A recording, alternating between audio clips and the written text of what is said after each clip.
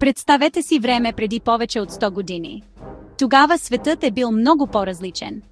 Страните в Европа били силни, имали големи армии и флоти. Много хора се гордеели с нациите си. Но под повърхността имало напрежение. Предстояла огромна война. Тази война щяла да се нарече Голямата война. По-късно я познаваме като Първата световна война. Тя продължила от 1914 до 1918 година. Тази война не приличала на другите преди нея. Била много по-голяма и по-ужасна. Милиони войници се сражавали в нея. Милиони хора загинали или били ранени. За първи път били използвани нови оръжия. Неща като танкове, самолети и отровен газ. Боевете се разпространили на много континенти. В тях участвали страни от цял свят. Голямата война наистина променила света завинаги.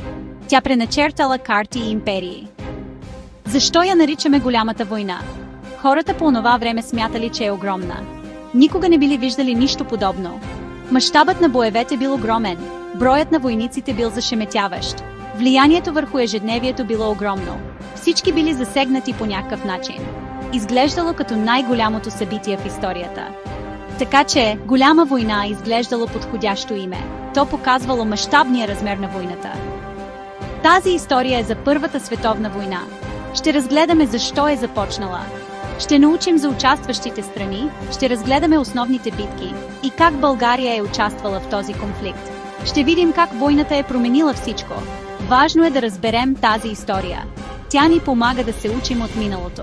Така че, нека пътуваме назад във времето заедно, за да разберем тази война, която оформи нашия свят. Много неща довели до Първата световна война.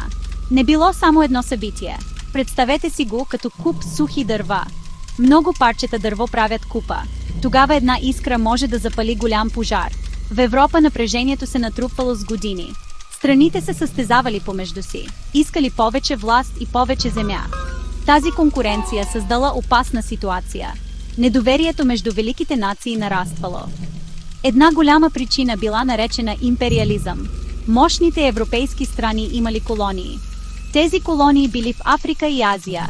Те осигурявали ресурси и богатство. Страни като Великобритания и Франция имали големи империи. Германия също искала по-голяма империя. Това създало съперничество и спорове.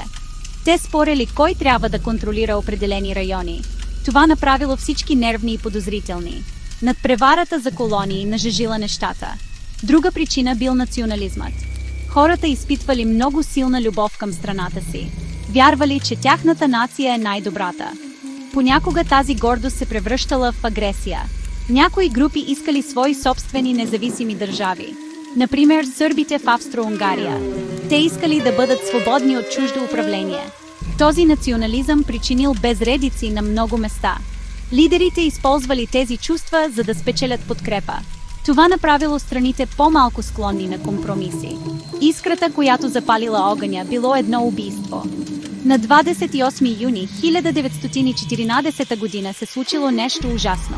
Ерцхерцог Франц Фердинанд от Австро-Унгария посетил Сараево. Той бил наследник на трона. Сръбски националист на име Гаврило Принцип го застрелял. Ерцхерцогът и съпругата му Софи загинали. Австро-Унгария била бясна на Сърбия. Те дали на Сърбия списък с тежки искания. Сърбия не могла да се съгласи с всички тях. Така Австро-Унгария обявила война на Сърбия. Преди войната, страните сключвали съюзи. Съюзът е като обещание между приятели. Ако един приятел се сбие, другите помагат. Тези съюзи били предназначени да запазят мира. Идеята била, че никой няма да напада, защото това би означавало да се бият с много държави. Но тези съюзи всъщност влошили нещата. Те разделили Европа на два въоръжени лагера. Един малък конфликт бързо можел да стане много голям. Всички щяха да бъдат въвлечени в битката. Имало две основни съюзнически групи. Едната се наричала Антанта. Тази група включвала Франция, Русия и Великобритания. Антанта е френска дума за разбирателство. Тези страни обещали да се подкрепят взаимно. Ако една била нападната, другите щяха да се присъединят. Те се притеснявали от нарастващата мощ на Германия. Русия също имала връзки с Сърбия. Така че, когато Австро-Унгария нападнала Сърбия, Русия се намесила. Това въвлякло Франция и Великобритания във войната. Другата основна група била Тройният съюз. Тази група включвала Германия, Австро-Унгария и Италия. Те също обещали да се защитават взаимно. Германия и Австро-Унгария били близки партньори. Те споделяли културни и политически връзки. Позицията на Италия била малко сложна. Когато войната започнала, Италия не се присъединила веднага. Те казали, че Австро-Унгария е агресорът. По-късно Италия сменила страните и се присъединила към Антантата. Османската империя също се присъединила към Германия и Австро-Унгария. Така че когато Австро-Унгария обявила война на Сърбия, това задействало съюзите. Русия започнала да мобилизира армията си, за да помогне на Сърбия. Германия видела това като заплаха. Германия обявила война на Русия. След това Германия обявила война на Франция. Германия планирала да атакува Франция през Белгия. Белгия била неутрална страна. Когато Германия нахлула в Белгия, Великобритания обявила война на Германия. Изведнъж всички големи сили били във война. Системата от съюзи не успяла да запази мира. Войната започнала през август 1914 година. Много хора мислели, че ще е кратка. Войниците тръгнали пълни с вълнение. Вярвали, че ще се приберат у дома до Коледа. Никой не очаква ужаса, който предстоял. Германия имала план, наречен план Шлифен. Искали бързо да победят Франция. След това щяха да се обърнат да се бият с Русия. Германската армия се придвижила бързо в Белгия. Те настъпвали към Париж, столицата на Франция. Френските и британските армии отвърнали с ожесточена съпротива. Битката при Марна била много важна. Тя се случила през септември 1914 година, близо до Париж. Французите и британците спрели германското настъпление. Тази битка спасила Париж от превземане. Тя също означавала, че войната няма да е кратка. И двете страни започнали да копаят окопи. Това били дълги изкопи в земята. Войниците живеели и се сражавали в тези окопи. Западният фронт се родил. На източния фронт боевете били различни. Този фронт бил между Германия, Австро-Унгария и Русия. Разстоянията тук били много по-големи. Армиите се движили повече, а окопите били по-малко постоянни. Русия изненадала Германия със своята скорост. Руснаците атакували източна Прусия, но германците спечелили голяма победа при Таненберг. Руската армия претърпяла огромни загуби. Боевете на източния фронт били брутални. Студеното време влошавало нещата за войниците. Други страни скоро се присъединили към боевете. Османската империя, базирана в Турция, се присъединила към централните сили. Това била страната на Германия и Австро-Унгария. Япония се присъединила към силите на Антантата. Те искали германски колонии в Азия. Войната бързо се разпространявала по света. Вече не била само европейски конфликт. Флотите водили битки в океаните. Колониите в Африка и Азия също видели боеве. Голямата война се превръщала в истинска световна война. Окопната война станала символ на Първата световна война. На Западния фронт линии от окопи се простирали на километри. От Северно море чак до Швейцария. Войниците живеели в тези кални мръсни изкопи и животът там бил, честно казано, невероятно труден и опасен. Окопите били студени, мокри и пълни с плъхове.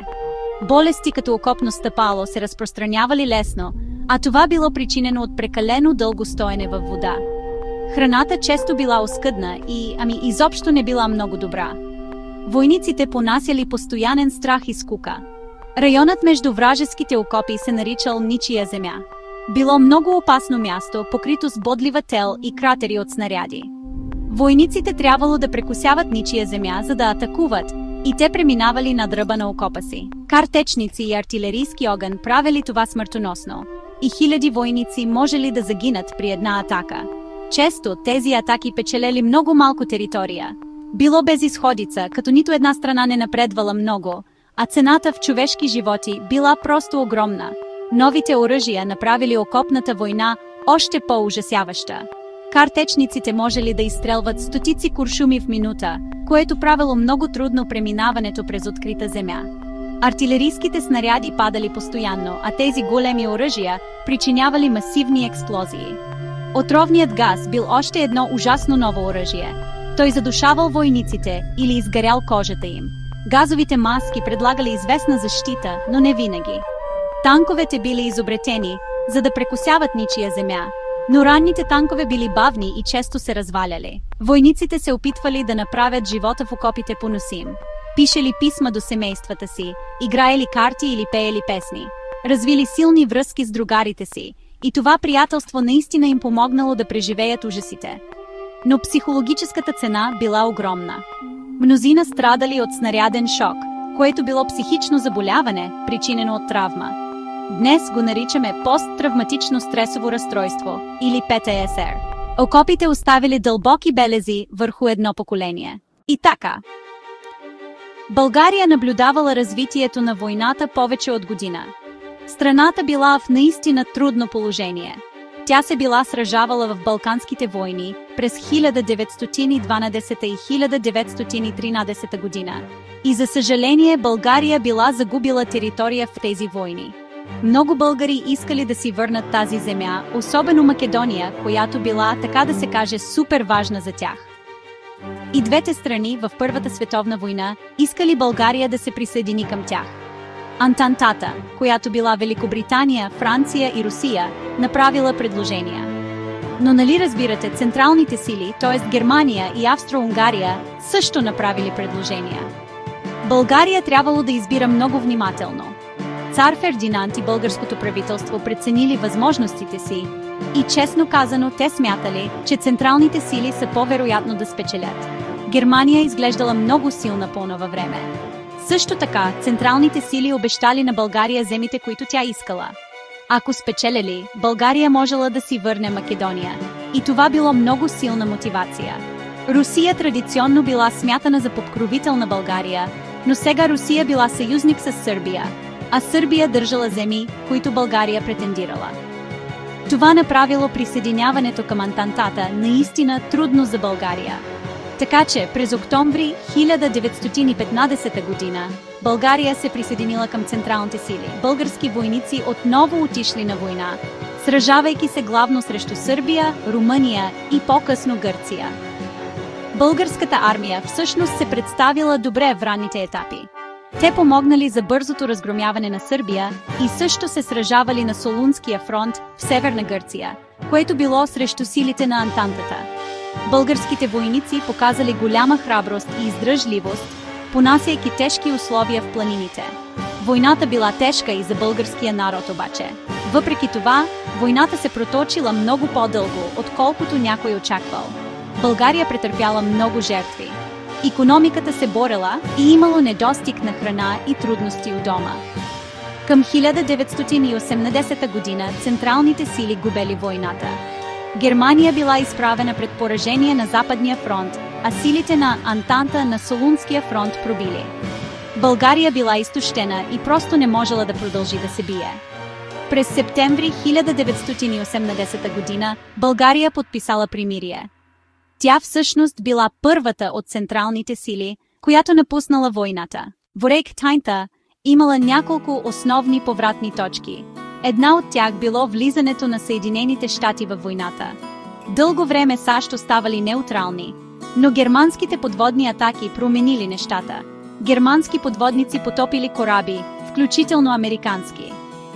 Телеграмата на Цимерман била друг фактор. Германия се опитала да накара Мексико да атакува САЩ. През април 1917 година Съединените щати обявили война на Германия. Свежите американски войски и ресурси помогнали на Антантата, и това бил голям удар за централните сили. Друг повратна точка било излизането на Русия от войната. През 1917 година в Русия избухнала революция и царят бил свален. Новото болшевишко правителство искало мир, така че през март 1918 година Русия подписала Брест-Литовския договор. Те сключили мир с централните сили, което позволило на Германия да премести войски на Западния фронт. Но пристигането на американски войници скоро балансирало това. Войната била изтощителна за всички участващи страни. Обществата били напрегнати до краен предел. Ето няколко интересни факта за Първата световна война. Животните играли важна роля във войната. Кучетата пренасили съобщения и намирали ранени войници. Гълъбите също пренасили съобщения на дълги разстояния. Конете и мулетата били от решаващо значение за транспорта, но за съжаление милиони животни загинали във войната. Друг факт – пластичната хирургия всъщност била развита по време на Първата световна война. Лекарите трябвало да лекуват жестни и лицеви наранявания, а Дир Харолд Гилис бил пионер в нови техники. Той помогнал на много войници да възстановят лицата и живота си, което било мрачна необходимост от бруталния конфликт. Войната също така видяла първата широко разпространена употреба на самолети в битка. Отначало самолетите били използвани за разузнаване. Те летели над вражеските линии, за да видят какво се случва. Скоро пилотите започнали да се стрелят един по друг и известни асове пилоти станали герои, като Манфред фон Рихтхофен, червения барон от Германия. Самолетите също започнали да хвърлят бомби, което наистина било началото на въздушната война. Войната също така видяла първата употреба на самолетоносачи – кораби, предназначени за изстрелване и кацане на самолети в морето. Първата световна война приключила на 11 ноември 1918 година. Било подписано примирие и боевете спрели. Светът бил много по-различно място. Войната причинила огромни разрушения. Около 10 милиона войници загинали, а още милиони били ранени. Цивилните също страдали много от глад и болести. Финансовите разходи на войната били огромни. Страните били затънали в дългове, а Европа била изтощена и опустошена. Картата на Европа била преначертана. 4 велики империи се сринали – Германската империя, Австро-Унгарската империя, Османската империя и Руската империя. Нови държави били създадени от техните територии – места като Чехословакия, Югославия, Полша и Финландия. Границите се променили и много хора се оказали в нови държави, което понякога водело до нови напрежения и конфликти. Версайският договор официално сложил край на войната с Германия. Той наложил тежки условия на Германия. Германия трябвало да приеме вината за войната, да плати огромни суми пари, наречени репарации, и армията им била силно ограничена. Те загубили и територия.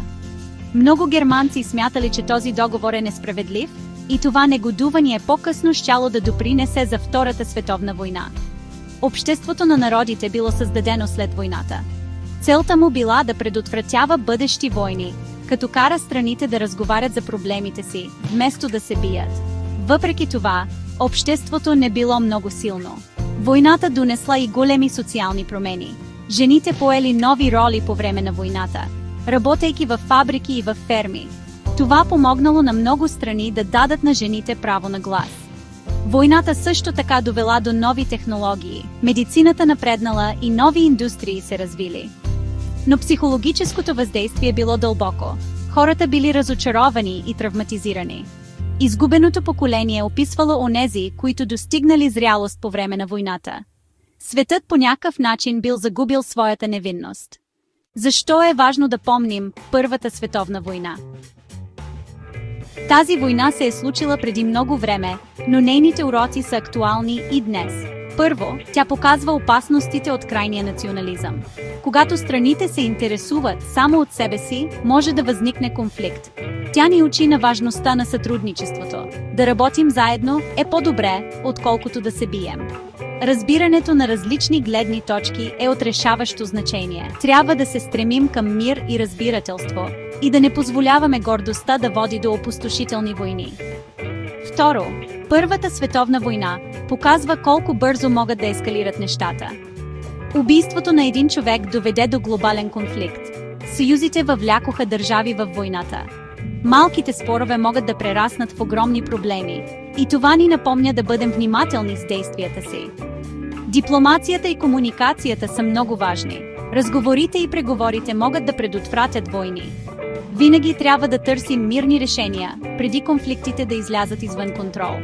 Това е ключов урок от голямата война. Трето, войната ни напомня за човешката цена на конфликта. Милиони животи бяха загубени или разбити. Семейства бяха разкъсани. Страданието беше огромно, както за войниците, така и за цивилните. Трябва да помним техните жертви и да почетем паметта на загиналите, като работим за предотвратяване на подобни трагедии в бъдеще. Войната не е игра, тя има реални последици. Тя засяга реални хора и тяхното бъдеще. Това разбиране трябва да ръководи нашите действия. И накрая, спомнянето за Първата световна война ни помага да ценим мира. Мирът е ценен и не бива да се приема за даденост. Войната показа колко крехък може да бъде мирът. Тя ни учи да ценим усилията за международно сътрудничество. Организациите, които насърчават мира, са важни. Изучаването на миналото ни помага да изградим по-добро бъдеще. Бъдеще, в което избираме диалога пред разрушението. Бъдеще, в което разбирателството тържествува над омразата. Ето защо изучаваме историята. Ето защо помним Първата световна война.